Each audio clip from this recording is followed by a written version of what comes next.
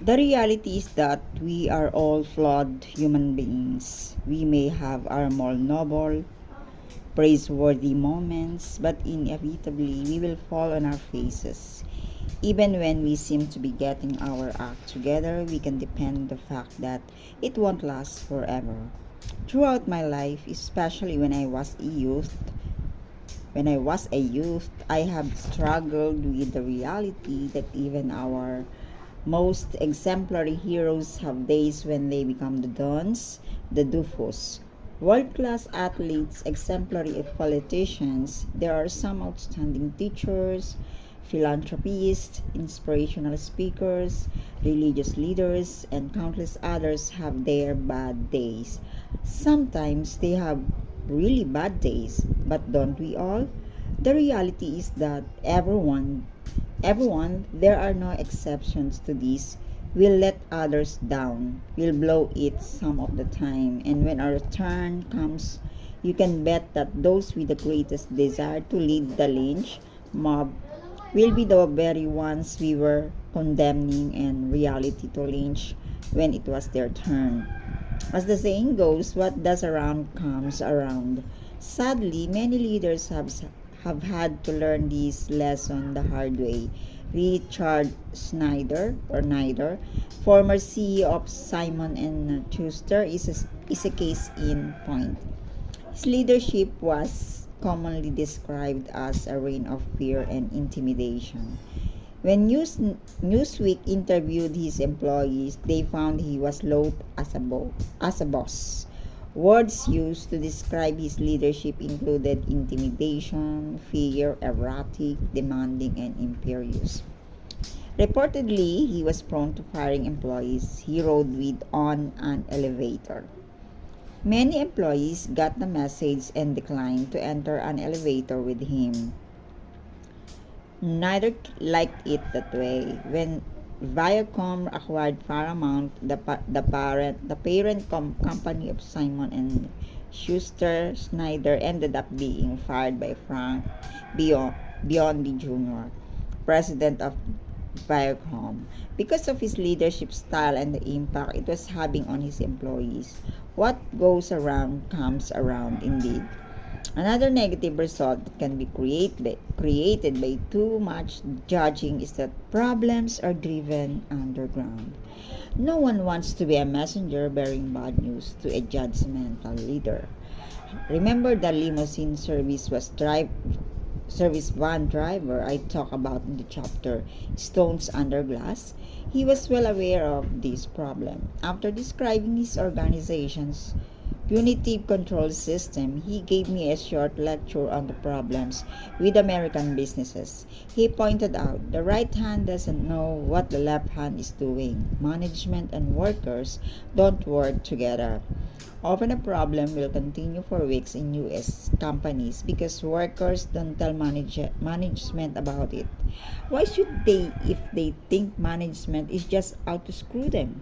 They just kick us in the rear. This driver described a situation that is all true for leaders and organizations that they rely on judgment and punishment. In addition, when we judge and condemn others, especially when we get particularly worked up and indignant, the negativity can eat away at us. To combat this kind of self-destructive process, John Kabat-Zinn founded and now is director of the Stress Reduction Clinic at the University of Massachusetts Medical Center, which has done extensive work on the healthful benefits of practicing mindfulness meditation. An ancient Buddhist practice, mindfulness, can be applied to help us wake up from automatic and unconscious living and enjoy a more healthy, fully conscious lifestyle. An essential ingredient of this approach is to eliminate the constant tendency to judge everything and everyone, a practice that can dominate and weigh down the mind. Kabat-Zinn likens the tendency to judge with carrying around a suitcase of rocks on your head. He suggests that it feels wonderful when we stop judging, when we finally put the rocks down and instead let each moment be just as it is. He described this kind of letting go, or perhaps more accurately, letting be, as true liberation. Sometimes it is tempting to try to feel good by condemning someone who is down and out because of their own failures. We may feel a strong pull to celebrate how superior we are by hazing them when they have stumbled and can defend themselves particularly well. But there is something poisonous about this. That poison is released in ourselves as well as the other person. Guilt and negativity is stemming from a deep realization that we have no business condemning others when we have such great shortcomings ourselves are not healthy properties to unleash. Our mind can become so preoccupied with judging that there is little room for anything else. Eventually, this judgmental attitude will likely even target ourselves. We become so good at looking for the flaws, the unworthiness in everyone and everything that we are likely to see all too clearly our own failings and to set in motion a process of self condemnation.